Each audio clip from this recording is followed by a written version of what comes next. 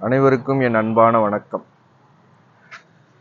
ஒரு மனுஷன் துன்பத்தில் இருக்கிறப்பையோ இல்லாட்டினா ஒரு வீழ்ச்சியை சந்திக்கிறப்பையோ நாம் அவங்கள்ட்ட எப்படி பிஹேவ் பண்ணணும் அப்படிங்கிறத தெரிஞ்சுக்கிறது ரொம்ப முக்கியம். அப்படி தெரிஞ்சுக்கிறதுனால நம்மளை சுற்றி உள்ளவங்களை நாம் எப்படி ஹேண்டில் பண்ணணுங்கிற விஷயத்தில் நம்ம கொஞ்சம் ஜாக்கிரதையாக இருக்கலாம்.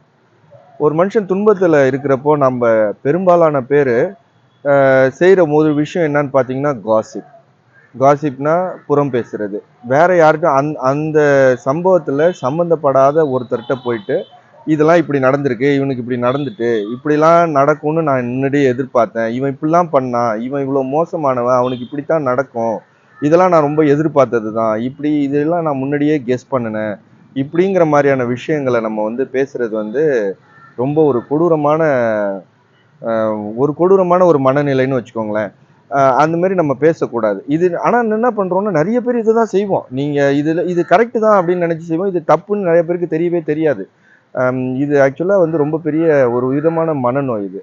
ஒருத்தர் துன்பத்துல இருக்கிறப்போ நம்மளால முடிஞ்ச வரைக்கும் அவங்களுக்கு உதவியா இருக்கணும். அப்படி இல்லாட்டினா அவங்களுக்கு நம்ம ஒரு சப்போர்ட்டிவா இருக்கணும். என்ன நடந்தாலும் பார்த்துக்கலாம். இது இதை மாரிலாம் நிறைய பேருக்கு நடந்திருக்கு. இதை கடந்து வந்துடலாம் வாங்க அப்படின்னு சொல்லிட்டு ஒரு மோட்டிவேட் பண்ணணும். அப்படி முடியலையா கம்முன்னாலும் இருக்கணும். அதை பத்தி நம்ம அவங்கள பத்தி டேமேஜ் பண்ணாம இருக்கணும்.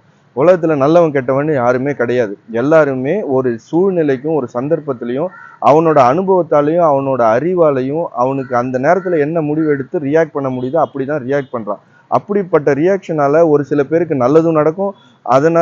அந்த ரியாக்ஷனால இன்னொருத்தவங்களுக்கு கெட்டதும் நடக்கும். அதனால ஒருத்தவங்களுக்கு இன்பமும் ஒருத்தவங்களுக்கு துன்பமும் நடக்கும். நாம செய்யற அத்தனை செயலாலையும் உலகத்துல இருக்கிற அத்தனை மக்கள், நம்மளை சுற்றி இருக்கிற அத்தனை மக்களையும் நம்ம இன்பமா வச்சுக்கவும் முடியாது. அதே நேரத்துல நம்ம செய்யற ஒரு செயலால நம்மளை சுத்தி இருக்கிற அத்தனை பேரும் துன்பத்தை அனுபவிக்கவும் வேண்டிய அவசியம் இல்லை. இது உலக விதி. ஒரு விஷயம் செய்யறோம்னா அதுல 4 பேருக்கு நல்லது இருக்கும், 4 பேருக்கு கெட்டது இருக்கும். இது நம்ம மேனேஜ் பண்ணி தான் போகணும். அதனால நல்லவன் கெட்டவன், நல்லது கெட்டது இப்படின்லாம் எதுவுமே கிடையாது. அவங்கவுங்களோட அறிவு நிலைக்கு ஏத்த மாதிரி என்ன நடக்கணும், எப்படி நடந்துக்கணும்னு நினைக்கிறாங்களோ அப்படித்தான் எல்லாருமே நடந்துக்கிறாங்க. ஸோ இதை ஒரு விஷயமா எடுத்து நம்ம அதை காசிப் பண்றது அவங்க அந்த விஷயத்தினால நம்மளுடைய ஆழ் மனசு அவங்களுக்கு அப்படி நடந்துட்டேன்னு சொல்லிட்டு வருத்தப்படுறதை விட சந்தோஷப்படுது அப்படிங்கிறது தான் அர்த்தம். ஒருத்தவங்களோட துன்பத்துல நம்ம சந்தோஷப்படலாமா? நாம இன்னைக்கு நல்லா இருக்கிறோம், நம்மளுக்கு எந்த பிரச்சனையும் இல்லை அப்படிங்கிறதுனாலயே நம்மளுக்கு எந்த பிரச்சனையும் இனிமேல் வராதுன்னு கிடையாது. காலத்தோட சுழற்சியில எதுவும் மாறலாம், எப்படியும் நடக்கலாம். அதனால நம்ம எப்போதும் நல்ல மனசோட இருப்போம். அவங்களுக்கு எதுவும் நடக்காது, நல்லது நடக்கும். இந்த விஷயத்துல ஒரு பாசிட்டிவ்னஸ் நம்ம நினைப்போம். இப்படி காசிப் பண்ணிட்டே இருந்தோம்னா நம்மளுக்கு நெகட்டிவிட்டி தான் நம்ம மைண்ட்ல இருக்கும். இப்படி நெகட்டிவிட்டி இருந்ததுன்னா நம்மளுக்கு ஒரு துன்பம் ஏற்பட போகுதுங்கிறத இந்த பிரபஞ்சம் சில விஷயங்கள் மூலியமா நம்மளுக்கு உணர்த்தும். அந்த உணர்வை நாம கிரகிக்க முடியாமையே, அதை ஐடென்டிஃபை பண்ண முடியாமையே போயிடுறதுக்கு வாய்ப்பு இருக்கு. ஸோ நம்ம எப்பயுமே ரொம்ப கேர்ஃபுல்லா இந்த விஷயங்களை நம்ம ஹேண்டில் பண்ணணும். எப்பயுமே பாசிட்டிவ் மென்டாலிட்டியோட இருக்கும். எல்லாருக்கும் நல்லதே நடக்கும். எல்லா விஷயத்துலயும் உள்ள நல்லதையே பார்த்து பழகுனோம்னா நம்மளுக்கு இந்த ப்ராப்ளம்லாம் வராது. நம்மளுக்குன்னு ஒரு துன்பம் வர்றப்ப ஒரு இயற்கை நம்மளுக்கு ஒரு சில விஷயங்கள் மூலியமா நம்மளுக்கு உணர்த்தும். அதை நம்ம உணர்ந்தோம்னா நம்ம அந்த விஷயத்துல இருந்து நம்மளை பாதுகாத்துக்கலாம்.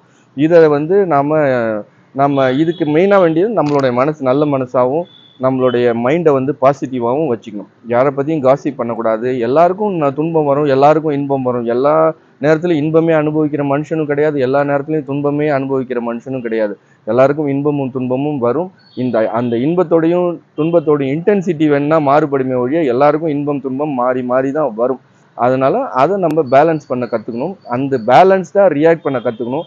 எல்லாருக்கும் உதவி தான் பண்ணணும். யார் துன்பத்துல இருந்தாலும் அவங்களுக்கு உதவி பண்ண தான் நம்ம ட்ரை பண்ணணும். அவங்களோட செயலால அவங்க துன்பப்பட்டாலும் ஓகே பரவாயில்ல, இனிமேல் இந்த மாதிரி செய்யாம நம்ம எப்படி நம்மளை பாதுகாத்துக்கிறதுன்னு பார்க்கலாம் அப்படின்னு சொல்லி அவங்கள மோட்டிவேட் பண்ணி அவங்கள நல்ல நல்ல நிலைமைக்கு கொண்டு வரணும். இதுதான் நம்ம செய்ய வேண்டிய முக்கியமான விஷயம். வாழ்க வளமுடன். நன்றி.